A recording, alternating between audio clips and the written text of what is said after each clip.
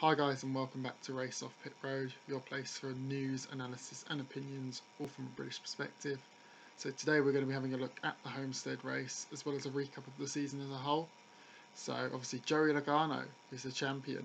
I don't think anyone would have necessarily expected that going into the playoffs. I think people were looking at Kyle Busch, Kevin Harvick and maybe Martin Truex Jr. to do it, but Logano has come on really strong over these 10 races, has arguably been the best over these 10 races, and yesterday he was fantastic. He got out clear on the restarts. He had great short run speed, and that proved to be the difference, and people can say what they want about, oh, maybe he wasn't the most deserving champion because of the format, and the previous formats he wouldn't have won the title, but I love this format. To the point where I don't think I'd follow NASCAR as much if we were running in a different format. I mean, if you look at Formula One, for instance, Lewis Hamilton has already won the title, and the races don't have the same edge to them when the championship's already been decided, or if the championship perhaps is almost decided. In NASCAR's case, when you look at past seasons, and Jimmy Johnson's got to finish 15th or something to win the title, or Matt Kenseth can cruise around, win one race in the season and win the championship. I think this really gives an edge to every single race, and yesterday's race was so tense. I mean, I don't even support any of the four drivers that were in contention, but I was nervous. I was sat there thinking, oh, is Truex going to catch Logano? Is Busch going to be able to hold them off on the restart? And that's what this format is designed to do. It's designed to create that tension. People say, oh, maybe it's too much manufacturing, but I really enjoyed it, and I think it created a really good spectacle yesterday.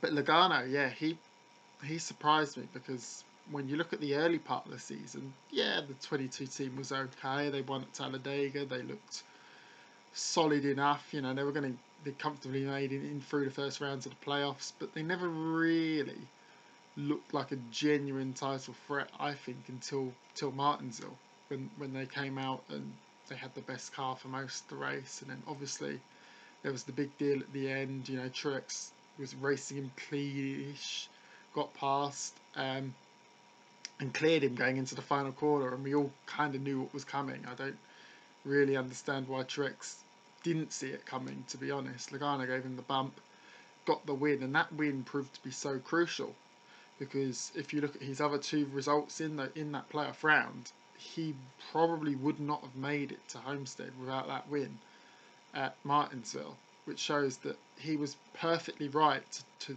be aggressive and to make a bold move, a controversial move, to win that race, because he would not have won the championship without it. And I've made my feelings on Truex clear in the past. I think he's perhaps too nice a racer, which that's not a problem. He can be a nice racer, clean racer. That's good. You want to see a variation of styles. You want the good guys and the bad guys. But what frustrates me with Truex is the hypocrisy within there, because obviously after the race he gave the big deal of, well, he won the battle, but he's not winning the war. I'll make sure he doesn't win the war. I'll wreck Logano if it comes to it. He had the chance to beat Logano. He could have been dirty. There were times where those two were racing side by side. They were really in close quarters. Truex was perfectly clean throughout, and I respect that. That's his style. But don't come out and say, oh, I'm going to wreck the 22 if there's going to be a chance to, and then race him clean, because it just makes you look hypocritical.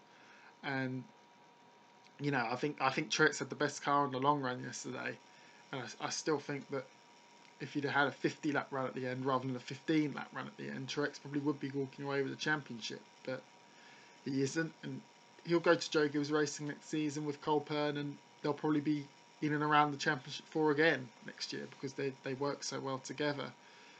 The big surprise really was the fact that it was Logano and Truex that for most of the race were the two guys to beat. Harvick and Busch have been so strong all season long, yet when it came down to it in Homestead, neither of them were really genuine threats. I mean, Harvick in the first half of the race was strong.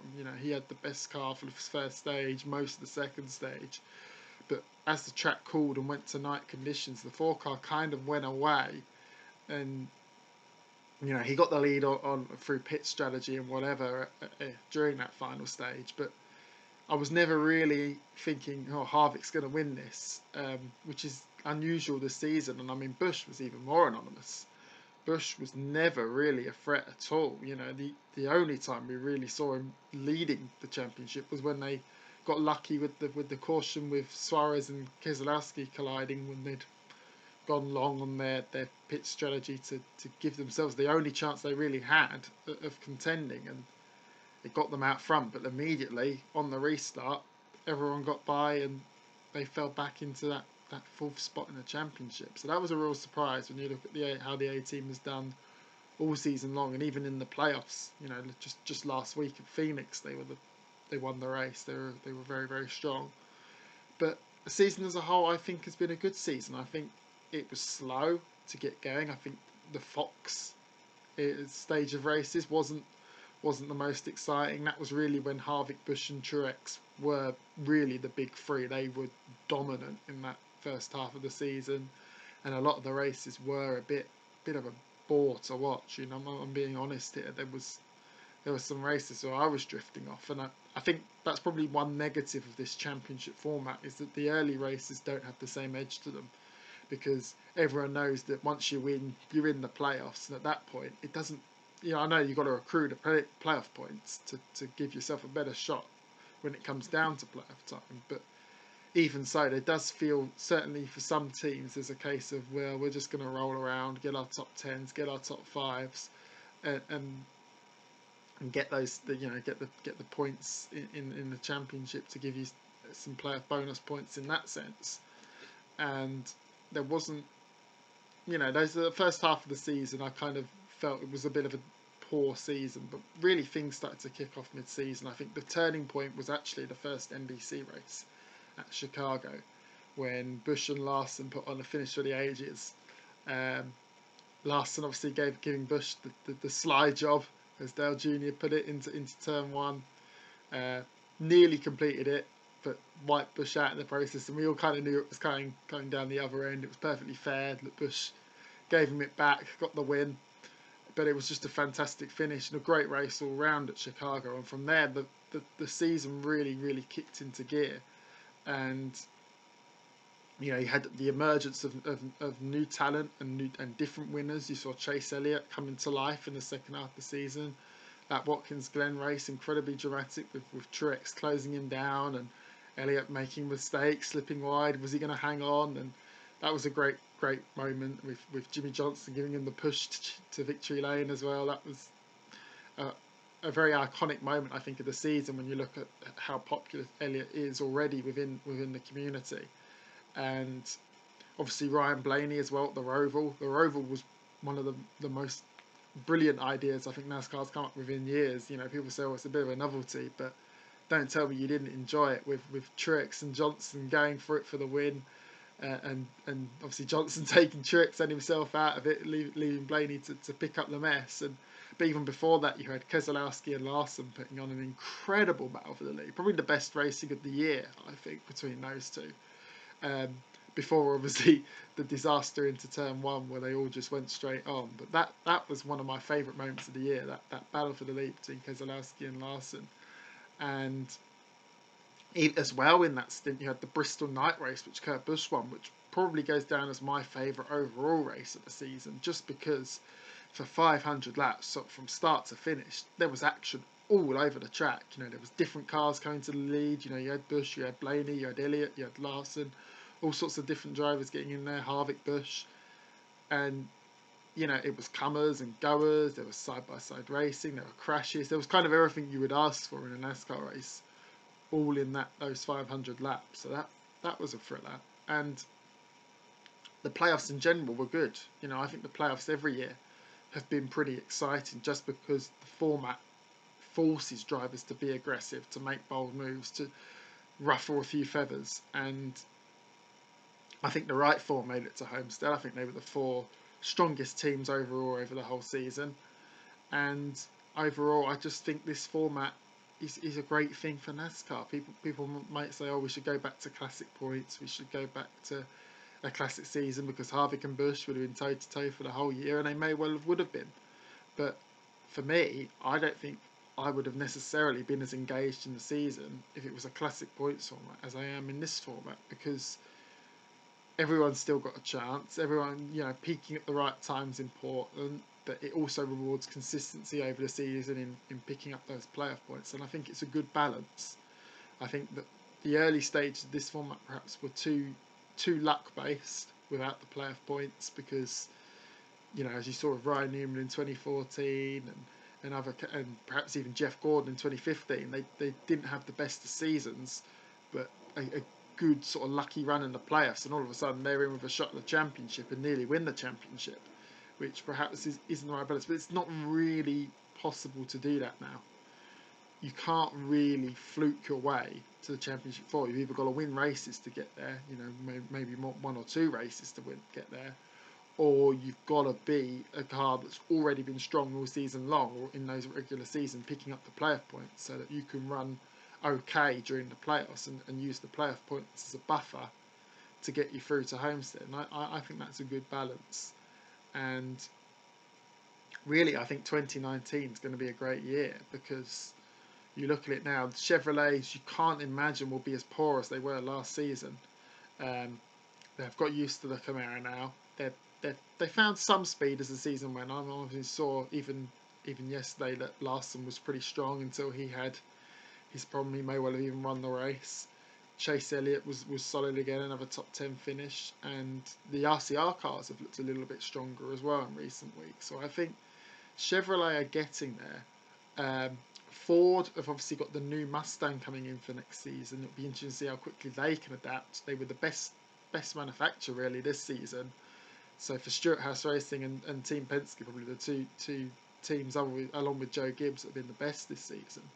It's going to be interesting to see how quickly they adapt to the new car. Perhaps they get off to a slow start, and that gives the Toyotas the chance. The likes of Kyle Busch and Martin Truex can go off and get a load of wins and a load of playoff points early in the season, and that might carry them all the way through to Homestead. So I think that's going to be great to watch. I think you're going to see some of the young drivers take another step forward. I think Larson is going to have a better year. I don't think he'll go winless again next season. I think you'll see Chase Elliott pick up some more wins. I think you'll see Ryan Blaney in there.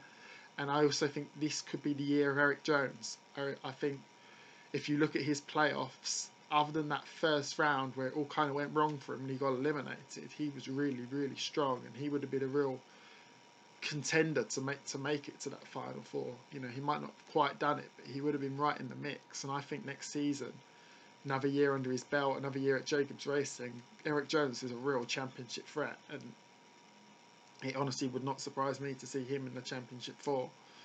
And also it's a huge year in that team for Denny Hamlin. Denny Hamlin, we know now, is leaving with Mike Wheeler. That relationship's ending, and it was his first winless season this season. They were good yesterday. They got the pole. They were good for most of the day, but again weren't able to get over the line. And Hamlin's going to have to get over the line next season if he wants to keep his job, because you look at Christopher Bell, he's been brilliant in the Xfinity Series this season. Obviously Tyler Reddick got the championship away from him, but he's been the best driver in the Xfinity Series. He was fantastic in the Truck Series, and he is going to be knocking on the door for Coach Gibbs saying, I want to be in that seat for 2020, and someone's got to go. And you can't imagine it's going to be Kyle Busch or Eric Jones. Truex, you would imagine, would settle in there quite nicely as well. So that only leaves Hamlin, and it's going to be interesting to see. Hendrick as well, I think, have a big year. I think along with Joe Gibbs, Hendrick have the biggest year ahead of them. Their driver lineup is unchanged, but they've really got to steady it up. This season was not a good season for the team. Only really Chase Elliott saving the day for them with his 3 wins. Jimmy Johnson, his first winless season of his career. New sponsorship, new crew chief for the 48 team. They're going to be a completely new look outfit for next season, and I think they've got to find a way to get back to the top.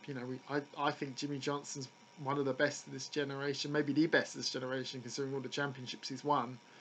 But he's got to prove that he's not on the decline now. He's got to come out next season and prove that he's still got it, because at the moment you start to wonder, oh, are we ever going to see Jimmy Johnson fight for a championship again? Alex Bowman, I think, was really good this season. I think there's a lot of positives to take away for that 88 team. I think him and Greg Ives have struck up a good partnership. I think that if Hendrick can find some speed next season, I think Bowman will get his first win. I don't think there's any doubt about that. I think he's a driver that can get multiple wins. Maybe not a championship caliber driver, but certainly a guy who can go and get 15, 20 wins in his career, no problem. And William Byron. William Byron was perhaps the most interesting of the whole four because he came into the championship with so much hype around him and didn't really deliver in the sense we all expected. He was the weakest of the four Hendrick drivers for pretty much the whole season, which I don't think anyone would have necessarily predicted. Obviously, they've made the changes. They brought in Chad Knaus into that 2014. And we know Chad's a very, very determined and perhaps sometimes forceful crew chief. He will make those decisions. He will expect William Byron to drive that car the way that Knaus sets it up. And if Byron can get on board with that, like Johnson did, they had their tetchy moments, Johnson and Knaus. But if he can get on board with that, perhaps this could be the year 2019 when we really see why everyone was so excited about William Byron coming to the Cup Series. I hope he has a good year. I really do, because I think the weight of expectation was felt on his shoulders at times this season. He looked like he was feeling the pressure, and I'd like to see him get into the playoffs next season, perhaps get his first win, and I think that would be a really good sophomore year. So again, big year for Hendrick and a big year for NASCAR. The changes with the rule changes for next season, they're controversial. The cars are going to be slower. They're going to be slightly more bunched up together. There's probably going to be more crashes and incidents and variability involved. And that really changes the whole landscape. Which drivers are going to come to the fore, which teams are going to come to the fore. Perhaps engines are going to play a more important role than ever before. So perhaps that's good news for Roush. Perhaps that's good news for Hendrick. We've always traditionally had good engines. Maybe this is their chance to get back to the top. But all I know is I'll be tuning in. I'll find my way, in with work and other commitments to watch as many of the races as I can. And I can't wait to talk about it and write about it as well. It's going to be great to see, and roll on February.